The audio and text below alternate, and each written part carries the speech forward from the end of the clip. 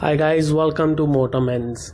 Now let's take a look at the 2017 Ford Ecosport the Titanium Plus variant.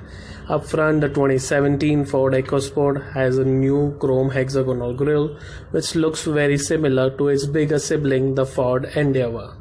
Now if you take a look at the hood, there is a nice bulge which looks very sporty, which was not there on the previous model, and the windshield washers are nicely tucked underneath the hood.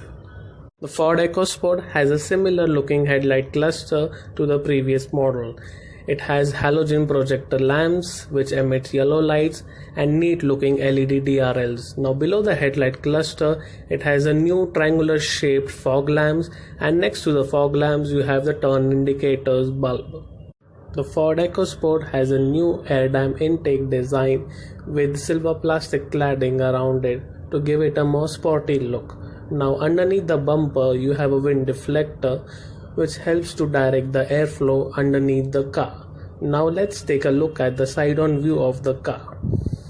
The 2017 Ford EcoSport has a wheelbase of 2520mm and a ground clearance of 200mm. Now it has a much needed power folding ORVM feature. Now if I unlock the car, the ORVM will open up automatically. And if I lock the car, it retracts back automatically. Now next to the ORVMs you have a small wind deflector which was not there on the previous model. Now this helps in directing the airflow towards the rear end of the car. Now 2017 Ford EcoSport has a new design for alloy wheels and it is riding on 205/50 R17 Bridgestone tires. Now let's check out the rear end. The rear end of the car is similar to the previous model except for the rear wiper design. Now let's check out the interiors of the car. The Ford EcoSport has a new steering wheel design with the adaptive cruise control buttons on the left and a regular voice command button on the right. Now the wiper stalk and the turn indicator stalk design are similar to the Ford Endeavour. Now you have a new design for a speedometer, but the MID display is too small when compared to the international variant. The Titanium Plus variant has a 8-inch Sync 3 display which can run on Android Auto and Apple CarPlay. Now below the Sync 3 display you have a rectangular shaped aircon vents, and below that you have a digital aircon display which looks similar to the Ford Figo and Ford Aspire.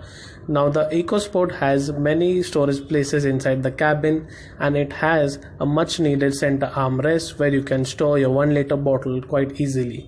Now let's check out the rear space of Ford EcoSport.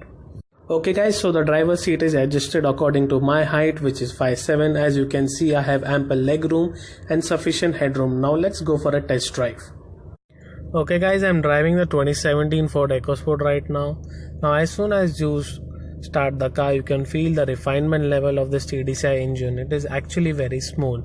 Now let's talk about this engine. It produces 100 PS of power at 205 Nm of torque. It's a peppy engine on a highway and a drivable engine inside city, though there is a bit of a turbo lag. Now let's talk about the gearbox. The gearbox is not that smooth, it is rubbery. And let's talk about the suspension now. The suspension on this car is tuned in for comfort. But it is tuned in for comfort, but still it soaks up those potholes pretty well. And I'm happy to report the ride quality is good when compared to the previous model. Now let's talk about the steering. The steering is excellent on this car, much better than the previous model. It weighs up really well, and at lower speed also it feels heavy. Now let's talk about the handling. Now Ford EcoSport has been a good handler, but the straight line ability of this car is excellent. And if we talk about the cornering ability despite the soft suspension setup, it has improved. Now let's take a look at the pros and cons of 2017 Ford EcoSport. The TDCi engine is definitely a pro. The refinement level of this engine is excellent, and it's a peppy engine on highway, and inside city it is very drivable. Now talking about the second pro is the Sync 3. It has a user-friendly interface and is very responsive. Now talking about the con is a big fat A-pillar. It intrudes a lot while taking sharp turns. Okay guys, that's it from my side. Thanks a lot for watching the video. If you like the video, do give it a thumbs up. and please subscribe to my channel Motormens and stay tuned for more videos and news updates. Thanks a lot. Bye.